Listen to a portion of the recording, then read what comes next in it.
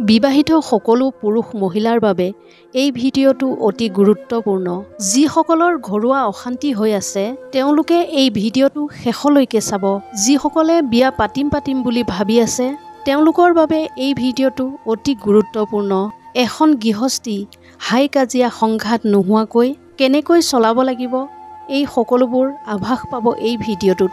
এজন পুৰুষে এগৰাকী পত্নীক কি ৰূপেৰে গ্ৰহণ কৰিব পাৰিব তাৰ বিষয়ে আজি ক'ব ওলাইছোঁ এই ভিডিঅ'টোত। ঘৰখনত যদি আপুনি সংঘাত নোহোৱা কৰিব বিচাৰিছে, ঘৰখনত যদি আপুনি অনবৰতে ঈশ্বৰৰ বসতি বিচাৰিছে, ভগৱানৰ অসীম কৃপাদৃষ্টি লভিব বিচাৰিছে, তেন্তে আপোনাৰ পত্নীৰ পৰাই আপুনি শিকা আৰম্ভ কৰক। আপুনিও আপোনাৰ ঘৰখনত এজনক গুৰু ৰূপে মানি আপুনি তেওঁৰ পৰা শিকিব পাৰিব। গুৰু কাক বনাব জানেনে? আপোনাৰ পত্নীক। আচৰিত নহ'ব, পত্নীকো আপুনি গুৰুৰূপেৰে গ্ৰহণ কৰিব পাৰিব। এই কথাটো কিয় কৈছোঁ জানেনে? ভিডিঅ'টোৰ শেষত আপুনি বুজি পাব। পত্নী যে গুৰু হয় সেয়া আপুনি জানেনে? যদি তেওঁক আপুনি গুৰুৰ দৃষ্টিকোণৰ পৰা চায় তেন্তে পত্নীৰ পৰাও শিকিবলগীয়া বহুখিনি আছে। শিকিব জনাজনেতো বহুত কিবাকিবি শিকি ল'ব পাৰিব।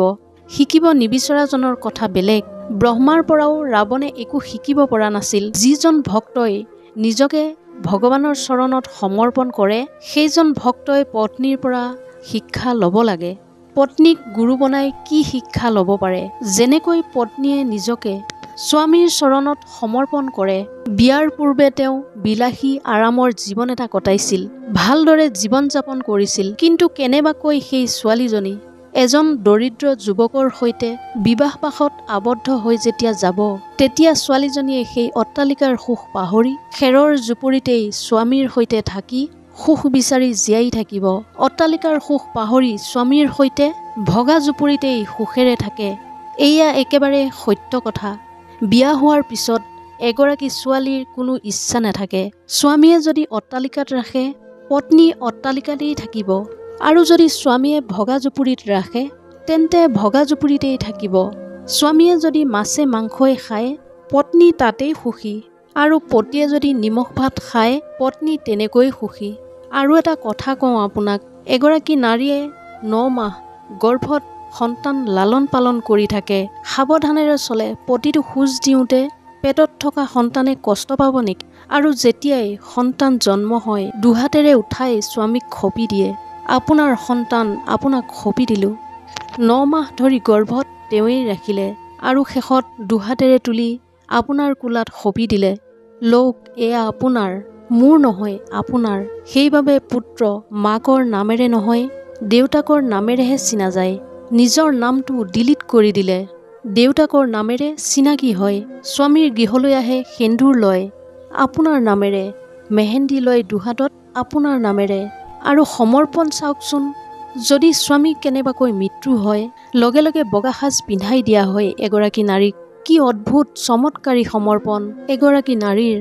নিজৰ মাকক, নিজৰ দেউতাকক, নিজৰ ভাতৃক, নিজৰ ভগ্নীক সকলোকে এৰি থৈ আহিল। কাৰ বাবে এৰি থৈ আহিল? স্বামীৰ বাবে নহয় জানো? এইবোৰতো বাদেই দিলোঁ, নিজৰ নাম, নিজৰ গোত্ৰ, নিজৰ জাত সকলো এৰি দিলে। কাৰ বাবে? এগৰাকী নাৰীয়ে যিমান ত্যাগ স্বামীৰ বাবে কৰে সিমান ত্যাগ যদি আপুনি ভগৱানৰ বাবে কৰে তেন্তে ভগৱানে আপোনাক 100% সাক্ষাৎ দিব। নাৰী হৈছে ত্যাগৰ প্ৰতিমূৰ্তি। নাৰী হৈছে সমৰ্পণৰ জ্বলন্ত উদাহৰণ। মই আপোনাৰ, এয়াই সমৰ্পণ। স্বামীক খুৱাইহে খায়। স্বামী যদি চিন্তাত আছে তেন্তে পত্নীয়ে সোধে কি হ'ল, আজি দেখোন আপুনি মনটো মাৰি আছে। সমৰ্পণ চাওকচোন, যেনেকৈ পত্নী স্বামীৰ বাবে সমৰ্পণ। স্বামীৰ যদি কিবা কষ্ট হৈছে তেন্তে পত্নীৰো হৈছে।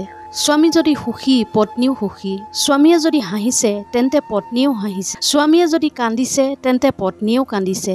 এয়াই হৈছে সমৰ্পণ। যেনেকৈ এগৰাকী নাৰীয়ে স্বামীৰ চৰণত সমৰ্পণ কৰে আৰু স্বামীৰে হৈ যায়, ঠিক সেইদৰে জীৱ আত্মাই ভগৱানৰ চৰণত যদি নিজকে সমৰ্পণ কৰি ভগৱানৰে হৈ যায়, যেনেকৈ এগৰাকী নাৰী স্বামীৰ হয়, এগৰাকী নাৰীয়ে সকলো ত্যাগ কৰি দিয়ে। নাম, গোত্ৰ, জাত, পাত, ধৰ্ম সকলোটো ত্যাগ কৰি দিয়ে। পতিৰ যি জাত তেওঁৰে সেই জাত, পতিৰ যি ধৰ্ম তেওঁৰো সেই একেই ধৰ্ম। পতিয়ে যি নাম দিব সেই নামেই হ'ব। সৰল ভাষাত ক'বলৈ হ'লে নিজেই নিজক মচি পেলোৱাটোৱেই হৈছে সমৰ্পণ। পত্নীয়ে নিজেই নিজক মচি পেলায়। প্ৰথমে তেওঁ ছোৱালী আছিল, বিয়াৰ পিছত তেওঁ নাৰী হ'ল, বোৱাৰী হ'ল। বিয়াৰ পিছত তেওঁ কোনেও ছোৱালী বুলি সম্বোধন নকৰে, সকলোৱে ক'ব মহিলাগৰাকী বুলি। এগৰাকী নাৰীয়ে স্বামীৰ বাবে যিখিনি সমৰ্পণ কৰে, সেই একেখিনি সমৰ্পণ যদি আপুনি ভগৱানৰ বাবে কৰে, তেন্তে ভগৱানেতো আপোনাক সাক্ষাৎ দৰ্শন দিব। কেতিয়াও ভগৱান আপোনাৰ ঘৰৰ পৰা উভতি নাযায়। আপোনাৰ ঘৰত ঠাই বসতি হ'ব ভগৱানৰ। ফলত কোনোদিনে বিপদ বিঘিনি আপুনি হ'ব লগা নহয়। কেৱল সমৰ্পণ কৰক। এনেধৰণৰ ভিডিঅ' পাই থাকিবলৈ মোৰ চেনেলটো ছাবস্ক্ৰাইব কৰিবলৈ নাপাহৰিব। ধন্যবাদ।